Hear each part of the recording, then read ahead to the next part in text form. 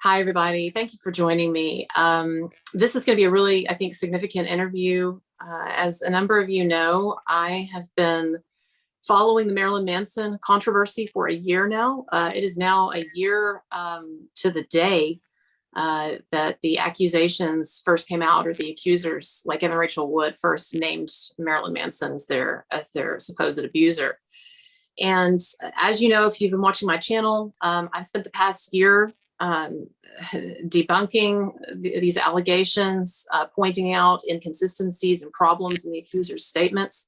And as I've talked about before on my show, I do believe that this is a hoax against this man. It's a kind of a Me Too hoax, and being led by Evan Rachel Wood. And she does have a documentary coming out on HBO. So you know, she and the other accusers have done all that they can to ruin Marilyn Manson this past year. So what I've tried to do is I've tried to counter this dominant media narrative by discussing on my channel these problems with the allegations and interviewing people who knew Marilyn Manson very well. Women who dated him, who had sexual encounters with him, who say that he's nothing like he's being depicted as, that he's not an abuser or a predator or a rapist or any of these things. I've talked to people who worked for him. I've talked to people who are mutual friends of his and Evan Rachel Wood, and who contradicted things that she's said. And so along those lines today, I'm going to talk to someone who knew Marilyn Manson and Evan Rachel Wood very well. She lived with them for a time when they were together, and she went on tour with them, and she spent a lot of time with them together, and also with Evan Rachel Wood one-on-one. And so she's going to tell us about what she knows about their relationship, and what she remembers about them in light of these allegations this year by Evan Rachel Wood. So Leslee, this is Leslee Lane. Thank you so much for joining me. Glad to be here. How did you meet him? I started dating someone that was really close to Manson during that time frame. I believe, if I'm correct, that you went to a Marilyn Manson concert, or that you were actually like kind of following him on his tour. Is that right? That's correct. I decided to. I had sold my house, and I was going to move back to Washington, and I didn't really feel like I wanted to just go back yet, because I was young and it was something that I had always dreamed of, just going on, a short period of the tour, and it was not expected to be such a long period of time, but like it was going to be maybe 4 or 5 concerts in the beginning, and I continuously was able to go to the concerts because of meeting someone that was very close to Manson. I think it was the second night I went that we started talking, and ended up becoming an item in a relationship. So you were okay. So you were you decided you were going to do something like fun and crazy. You sold your house. You were going to follow Manson on tour. It was go to his concerts. So you met. So we're not going to say his name because it's not relevant to bring him into this. But there was someone who was a part of Manson's tour, very well-known person among Marilyn Manson fans, and this person was like a fixture on tour and helped Manson with things and had a position on tour. And you met this person. Did you meet him backstage, or where did you meet him? He actually came out and asked me if I was interested in going backstage. I was brought backstage, but I was not interested in becoming like a groupie or one night thing. So I ended up talking to him, and there was something more than just someone attracted to someone. And I was,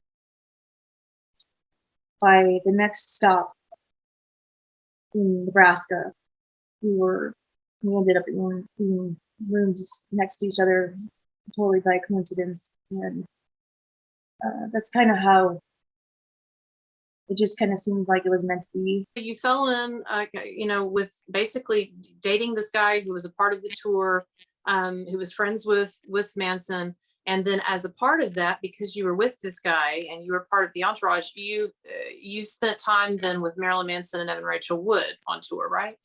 Yeah.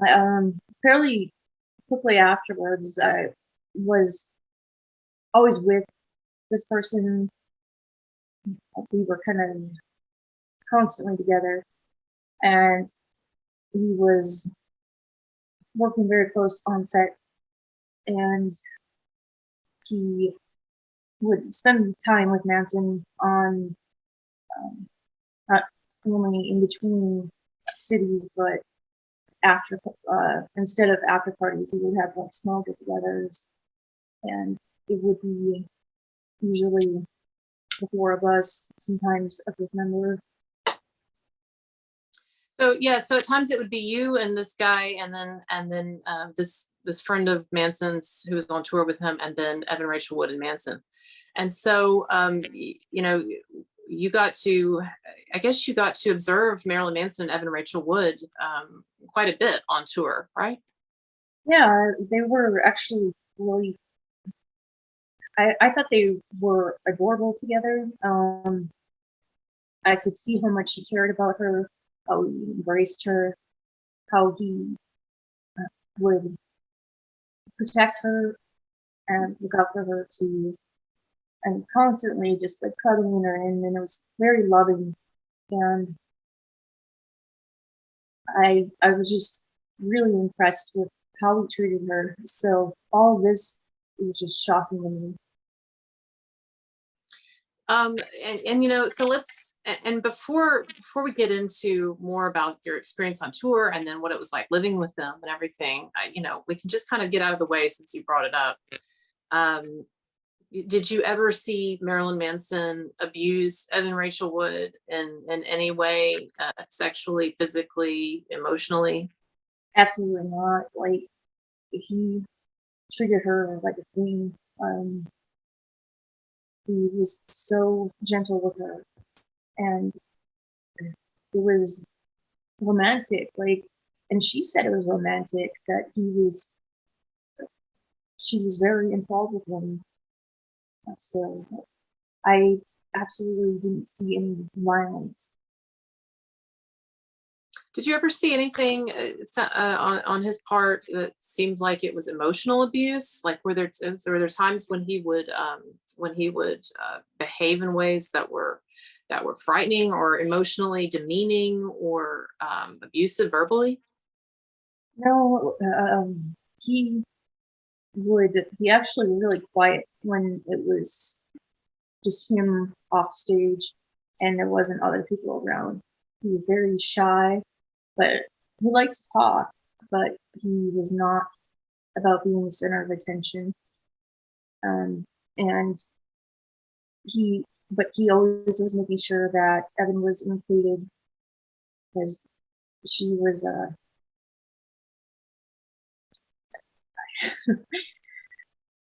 she was definitely jealous if anyone else came near him. Oh yeah. One of the points of that being is that she would not allow other females around him, and I was one of the few females that were allowed to be around him and Evan because I was committed to this person, and everybody knew it. Right. So you were dating this person on tour, and so everybody knew that you weren't. I guess she didn't. What you're saying is she didn't perceive you as competition for Manson. Correct. And I wasn't out to be with Manson. I had no interest in that. Like I was fully invested in this person. I I think that yeah, she felt safe, and he also trusted this person very much with taking care of Evan and making sure she was taking care, her needs were taken care of when he couldn't be there.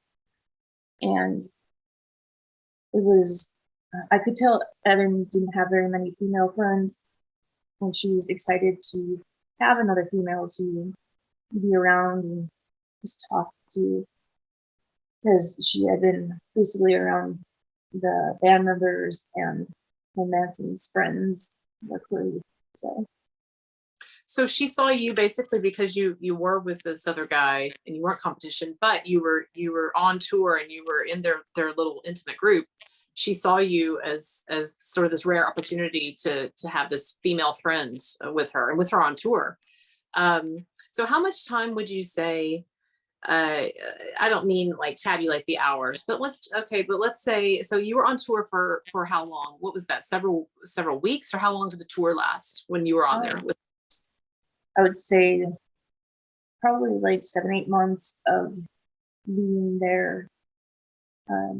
You would say that you were on tour with them. I'm not disbelieving you. It's longer than I thought. You were on tour with them for a matter of months. Then we're not talking like you know, a situation where you were dating this guy in the entourage, you know, for like a week or two or something in here. Like it was a sustained thing where you were around Evan Rachel Wood and Marilyn Manson for months, you would say. Yeah, and everything seemed good. It was never,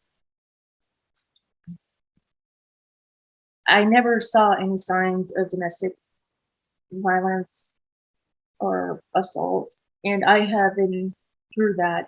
In my marriage, I went through many years of that.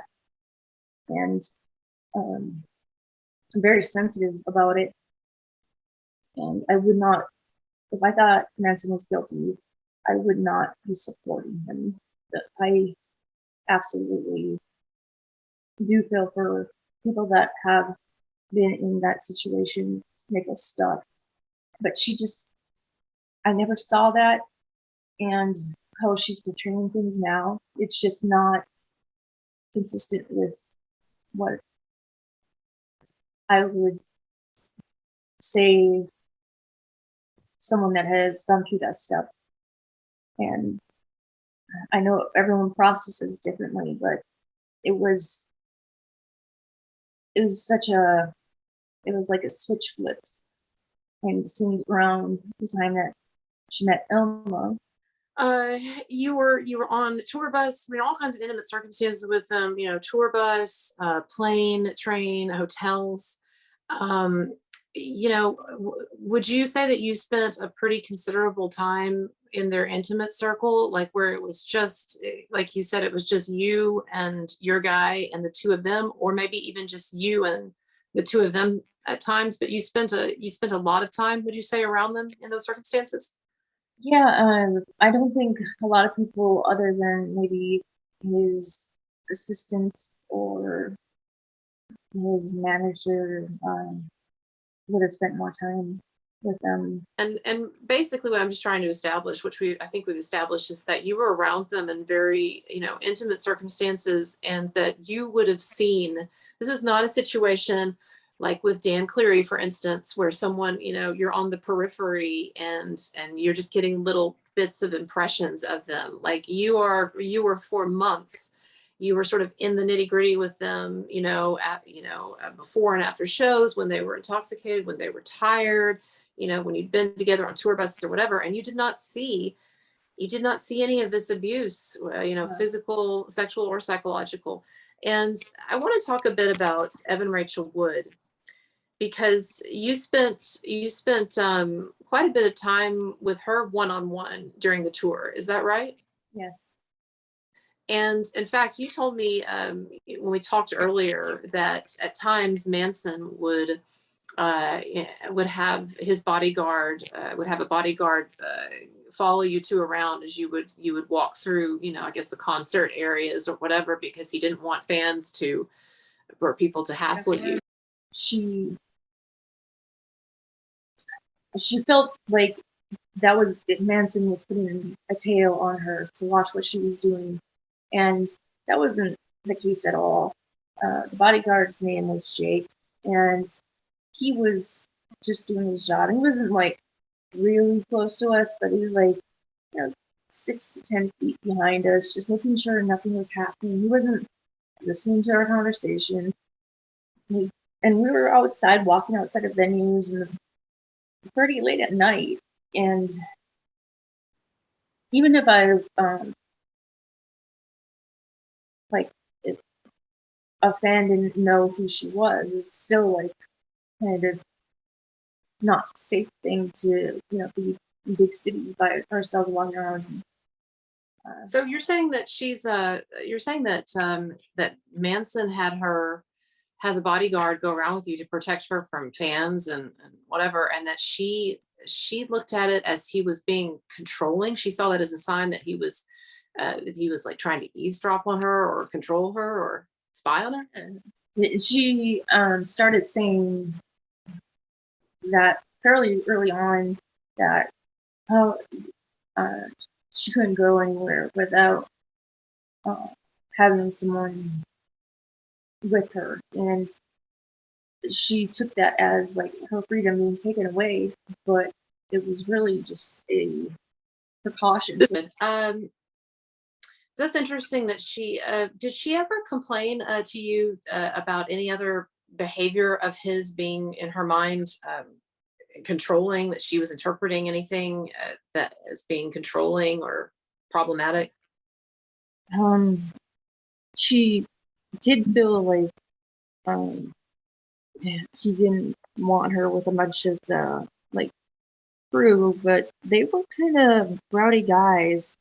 I know when I would walk by, they would, you know, whistle and say sexually suggestive things and stuff. And these were, roadies, which Dan Cleary was part of that. So I was really surprised for him to come forward on that, because they really had no interaction. But I know personally, I was really shocked at the stuff that they would say. It made me uncomfortable that they would say, like, "Oh, sweetheart, if you need to, room to stay tonight, you can come stay with me." And when I was just asking about my partner, where he was at. So they're very crass people. These guys were really kind of sexist pigs.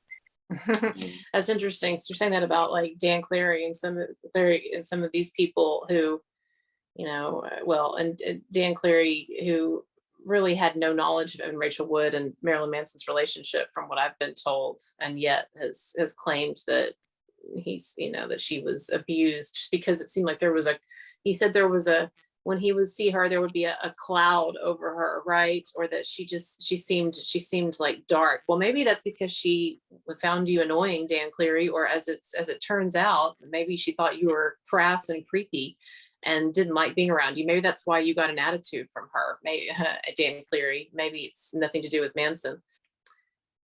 Okay, so one of the things that Evan Rachel Wood has said, recently in this past year, is that Manson basically pressured her to conform to what he wanted. That she basically had to turn herself into a person that she wasn't, and that he was controlling and so forth. And so, I'm curious, like, did you observe any of that, or did she seem like she was really enthusiastic and enjoying everything, and was in control of what she was doing? She was totally in control of her own fashion sense, and she came with her own like suitcase of clothes, and she did wear them fairly often. But Manson didn't put any restrictions on what she wore. She came with her own. She was very obsessed with like the whole Lolita and the whole imagery of that. But she would wear the ruffled dresses and with the little lace and stuff. And that's stuff she brought with. That was not anything Manson purchased for her. So she was, so you're saying that she, and actually don't worry about it. I'm not hearing it anymore. Just come back up to the mic where you were, or come back up to the computer. So you're saying that she was into the whole Lolita thing. That was not something that was, that was forced on her by Manson or anything like that. She was into the curls and the feminine dress. Yeah, she didn't dye her hair dark at that time, but she came in with a very deep appreciation for the Lolita aesthetic, and she was definitely not, she hadn't been taught that. And there's articles on it that she was reading that when she was like 12 years old, and that she was kind of obsessed with those books. I was going to ask, did you ever observe Manson pressuring her to dress, or controlling her and pressuring her to dress a certain way, or to do her hair a certain way? Or, I mean, did you ever observe him pressuring her to do anything? No, he was fine with everything that she wore. Like, it was never like, oh, you have to wear dresses. That was crazy to me. She came with her own stuff, and she was pretty narcissistic. And I'm not a big person to be like, okay, narcissism and all this quotes about this, but I really feel like she had that personality, that if it wasn't about her, she would make it about her. Yeah. So, okay. So if I'm interpreting what you just said, you're saying basically you're not the type of person who attributes a narcissistic personality disorder to, everyone that you meet, or commonly to a lot of people, but you really, looking back on it, you saw signs, you're saying, of a narcissistic personality, someone who was very. I was even aware then, and like now at this day and age, it's used so frequently. But I was aware that, and I would use that word, that she was narcissistic back then, and it was pretty obvious to the people that spent enough time around her that if the attention wasn't on her and it was going too much to Manson, she would try and take the attention away by like jumping up on the table and start singing. And I think she just craved that attention, and the way she turned things about anyone, it was like against her, and that wasn't what I saw at all. Like, as far as what pertains to the allegations against him, or the dynamics of their relationship, like you've already said that she was the one that you observed, who was manipulative. She was the one who seemed narcissistic. She was the one who would throw tantrums. This raises an interesting question. Did you observe Manson ever being verbally abusive toward anyone? So, the former assistant, Ashley Walters, who is conveniently suing him, or Esme Bianco, the ex-girlfriend, and then Evan and Rachel Wood, they claimed that he would have these fits of temper where he would, trash furniture. He would throw things and stuff, which actually I don't think that trashing furniture or throwing things I don't even classify that as abuse. It might be unpleasant or whatever, but to me, if someone like Esme Bianco claims that he threw a phone at the wall or something, right? If he threw a flip phone, okay, well, whatever. That might be unpleasant. That's not abuse. I'm curious, did you ever see him cursing someone out, or did you ever see him, making someone cry, or did you ever see him, using sexist, degrading terms, like calling women like whores to their faces, or anything like that? nothing like that. He was never he wasn't disrespectful to women. He like he one time had spit some absinthe because it tasted funny to him, and um, it splashed up on my shoes, and I was just like, "Excuse me," like, you know, I found it gross, and he looked up and go, "Oh, I'm sorry." He apologized to me, and this is around a bunch of people. Yet he could have been like, "Oh, yeah, just be a macho guy," but he apologized in front of all these people, and he was not this. Um, I cannot associate how these women describe him as the person that I knew, and a lot of people have brought up, "Oh, well, it's different behind closed doors," and I was behind those closed doors and witnessed and heard how they interacted. Okay. So you you moved in with this guy who was friends with Manson that you were dating, and he lived with Manson. Was it an apartment or a house? It was a house. It was the Chatsworth house. Would you say? And it doesn't, exact dates don't matter, but how long would you say, cumulatively, you lived in Manson's house, or you spent the night there? Would you say like several, like weeks, or Several months. several, like at least, like say at least 2 months? Yeah, definitely.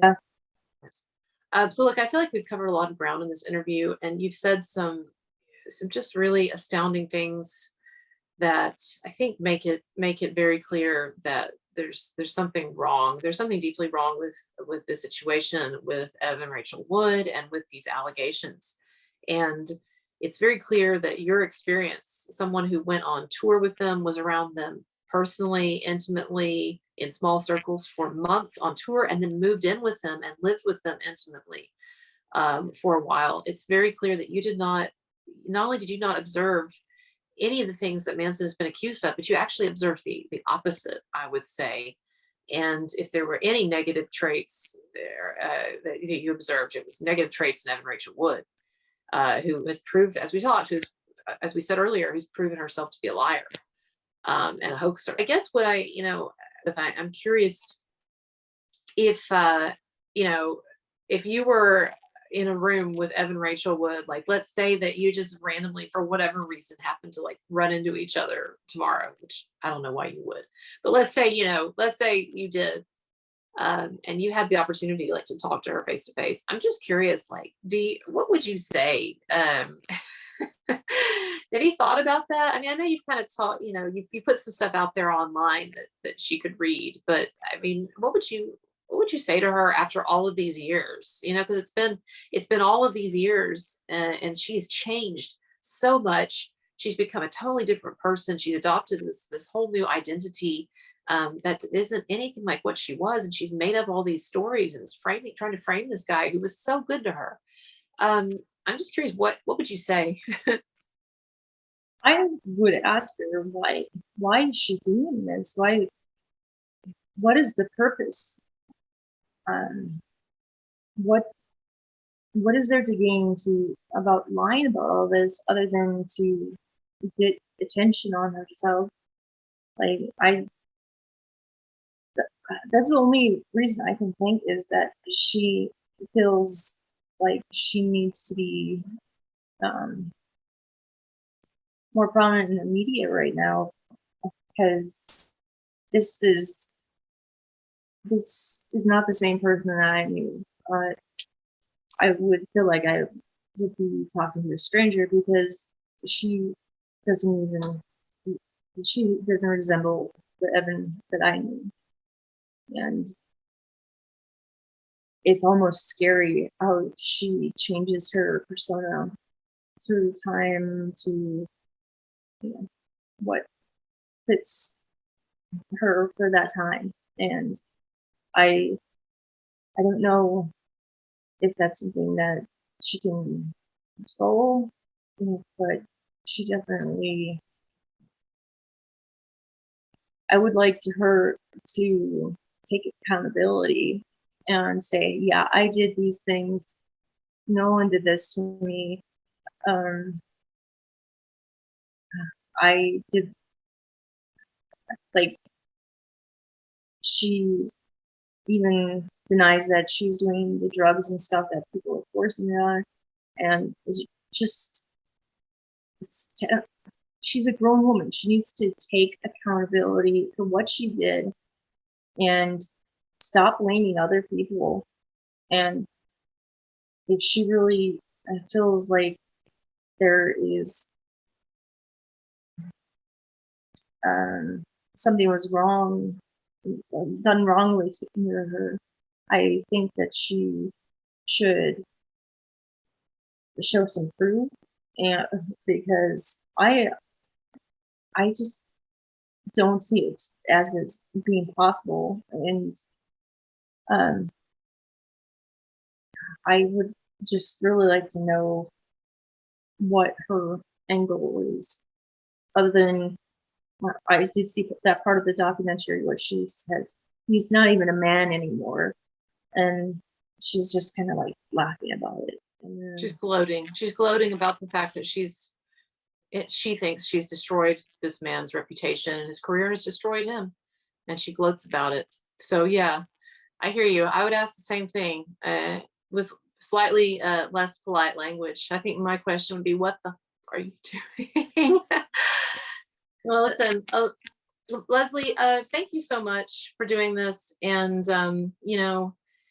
I can say now at the end of the interview that I know it takes a lot of guts. And even though, yeah, you've been through the ringer with the press already, it takes guts to do something like this. And and you know what? There are lots of people behind the scenes, as we've said, who know the truth, but for various reasons that I totally understand. I'm not criticizing them, but don't feel like they can come forward. And there are very few people who are in the position that you've been in, where you have known Manson and Evan personally and intimately, as friends and roommates and everything. And there are very few people who have had that access and are able to speak out now. And so I just really kudos to you. And like I said earlier at the beginning, it's something that you've not taken lightly and that you've been agonizing over and thinking about for months. But I think that your conscience just wouldn't allow you to not speak. And so thank you for that. And I appreciate you doing this interview. And yeah, I hope you have a good night. thank you for having me. I'm All glad right. we did. All right. Good night. And to my audience, some of you don't like the way that I ask for donations at the end of my videos. I guess you think I should just be doing this out of the goodness of my heart. Well, my heart is good, but it's not quite that good. So I do, it takes a lot of time, a lot of effort for me to make these videos. Not to brag on myself, but I think that I've been doing a lot over the last months to try to bring light to the situation and try to bring the truth to light. And so, it's a big deal for me, what I'm doing, but it takes a lot out of my life and a lot of time and energy that could be directed elsewhere. And so I do appreciate any tips or donations. Join my Patreon, get exclusive videos and benefits, or tip me on PayPal, because every little bit does add up. Most people watch my stuff all the time and don't tip. And I really am out here on the front lines, fighting for truth. And the more that I get in donations, then the more time that I can devote to this, as opposed to having to pick up shifts at the restaurant I work at or whatever. So that's my little spiel for money. But I appreciate everybody watching, and I'm going to keep fighting this fight, and I'm just gonna keep at it. And if there's anybody out there who like Leslee, who knows the truth, and you have a story to tell, contact me, DM me. You see, I'm a nice interviewer. It's not a scary thing. So come forward and let's talk about it. Everybody have a good night. Thanks a lot. And we'll see you later. Bye-bye.